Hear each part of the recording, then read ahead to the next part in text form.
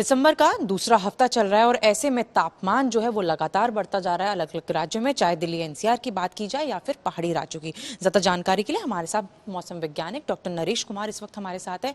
Overall Bharat की अगर हम बात करें तो किस जगह पर किस तरीके का तापमान और स्थिति बनी हुई है और आने वाले दिनों में कैसा तापमान रहेगा? देखिए, अगर आप चित्र से देखेंगे, अभी आप देख सकते हैं कि पूरा जो सेंट्रल इंडिया है वहाँ पे हमारा कोल्ड वेव का, जो शीतलहर का वार्निंग है। अगर हम राज्यवार बात करें तो मध्य प्रदेश में, छत्तीसगढ़, उड़ीसा, विदर्भा में लगातार आप 4 से 5 दिन हो चुके हैं जहां कोल्ड वेव कंडीशंस, जहां हम शीतलहर प्रवेल कर रही हैं। और इसके अलावा अगर आप नॉर्थ वेस्ट इंडिया की बात करें तो नॉर्थ वेस्ट इंडिया में जो टेम्परेचर्स हैं वो सामान्य ही हैं, कोई ज़्यादा उसमें चेंजेस नहीं है। इसलिए वहाँ कोई ऐसा आने वाले 6 से 7 दिनों में कोई शीतलहर का कोई ऐसा हमें कोई असर नज़र नहीं आ रहा। उसके अलावा ऐसा कोई पिछले कुछ दिनों से कोई वेस्टर्न डिस्टर्बेंस हुई नहीं, या जिसके प्रभाव से हमारा नॉर्थ वेस्ट इंडिया में कोई एक्टिविटी हुआ हो, इवन वेस्टर्न हिमालय रीजन में कोई सिग्निफिकेंट एक्टिविटी हुआ हो।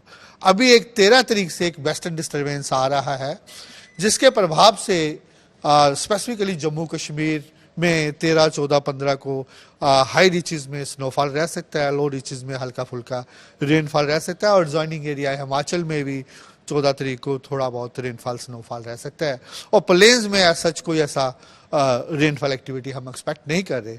लेकिन उसके साथ क्या होता है कि जब भी कोई वेस्टर्न डिस्टर्बेंस आता है तो जो हवाओं का रुख है नॉर्थ वेस्टर्ली की बजाय वो अरेबियन सी से आना थोड़ा स्टार्ट हो जाती हैं, जिसके कारण जो टेम्परेचर्स हैं जो अभी भी प्रिवेल कर रहे हैं, जो कि अभी कोई कोल्ड वेव नहीं है, उसमें थोड़ा राइजिंग टेंडेंसी देखा जाएगा, जिसके कारण टेम्परेचर जो है नॉर्थ वेस्ट इंडिया में 24 घंटे के बाद 2 से 4 डिग्री बढ़ सकता है। और अभी अगर हम बात करें जो अभी शीतलहर प्रिवेल कर रही है, ये भी आज और कल के लिए ही मेजरली रहने का अनुमान है। उसके बाद जहां भी टेम्परेचर्स थोड़ा बढ़ जाएंगे और वेट हो जाएगी heat wave, sorry cold wave और शीतलहर। इसके हाँ जी, जो आपने वेस्टर्न डिस्टर्बेंस बोला कि 13 तारीख के करीब जो है वेस्टर्न डिस्टर्बेंस आ रहा है, उसका असर ज्यादा नहीं पड़ता हुआ नजर आएगा मैदानी इलाकों में। उसमें मैदानी इलाकों में सिर्फ जो उसका असर पड़ेगा वो टेम्परेचर में बढ़ेगा, जिसके कारण क्या होता है कि जो वेस्टर्न डिस्टर्बेंस आता है उससे पहले जो टेम्परेचर्स हैं वो थोड़ा बढ़ जाते हैं। और ऑलमोस्ट यही रहेगा कि 2 से 4 डिग्री पूरा नॉर्थ वेस्ट इंडिया में आने वाले दिनों में जो टेम्परेचर्स बढ़ जाएंगे, और आप कह सकते हैं कि जो वेदर है वो ज़्यादा प्लेजेंट ही रहेगा। इसके अलावा इस समय जो फॉग का कंडीशंस होता है, कोहरे का कंडीशन बनता है, इस समय जो कोहरा हो रहा है वो भी सुबह के समय ही ज़्यादा हो रहा है, ऐसा रात को कुछ ज़्यादा नहीं रिपोर्ट हो रहा। जो मेजर एरिया है वो उत्तर प्रदेश का है, स्पेशली उनका जो फुटिल्स हाई रिच जो उसका हो गया, तेहराई बेल्ट जिसको कहते हैं। इसके अलावा पंजाब और हरियाणा में भी आने वाले दिनों में कहीं ना कहीं 3 से 4 दिन डेंस फॉग वहाँ भी हो सकता है। और इसके अलावा अगर हम बात करें नॉर्थ ईस्टर्न स्टेट में भी, वहाँ भी असम, मेघालय, नागालैंड, मणिपुर, मिजोरम और त्रिपुरा में आने वाले 4 से 5 दिन डेंस फॉग हो सकती है। लेकिन जिस तरीके की शीतलहर की हम बात करते हैं दिल्ली एनसीआर में, अभी उसका इंतजार हर कोई कर रहा है कि किस तरह का जब वो जो फॉग होती थी वो अभी तक नहीं दिख रही है, क्योंकि दिन और रात के समय फॉग का जो है वार्निंग दिया गया था मौसम विभाग की ओर से, लेकिन अभी सिर्फ सुबह के समय ही नजर आ रहा है। देखिए, जो फॉग है, डेंस फॉग का वार्निंग अभी हमने एनसीआर दिल्ली के लिए नहीं दिया, अभी तक कोई हुआ भी नहीं।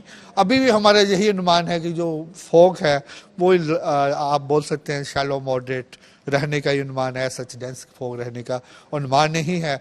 जैसे अभी सुबह के टेम्परेचर एनसीआर दिल्ली की बात करें वो जनरली 8.5 के पास हैं, तो थोड़ा बहुत ऐसे ही रहने वाले हैं। हो सकता है कि इससे 1 आधा डिग्री बढ़ी जाए आने वाले दिनों में, जो हम कह रहे हैं अधिकतम वही 24-25 के पास रहने का, हाँ जी वही रहने वाला है। ऐसा कुछ एनसीआर दिल्ली के लिए कुछ सिग्निफिकेंट वेदर नहीं है, ऑलमोस्ट अभी तक तो जो प्लेजेंट है वैसा ही रहेगा।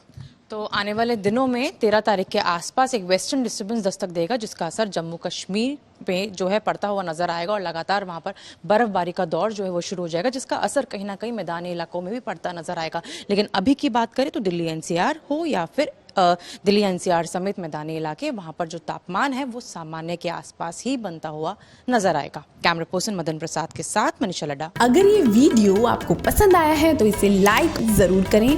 अगर चैनल अभी तक सब्सक्राइब नहीं किया है तो कर लें और नोटिफिकेशन पाने के लिए बेल आइकन भी दबा दें।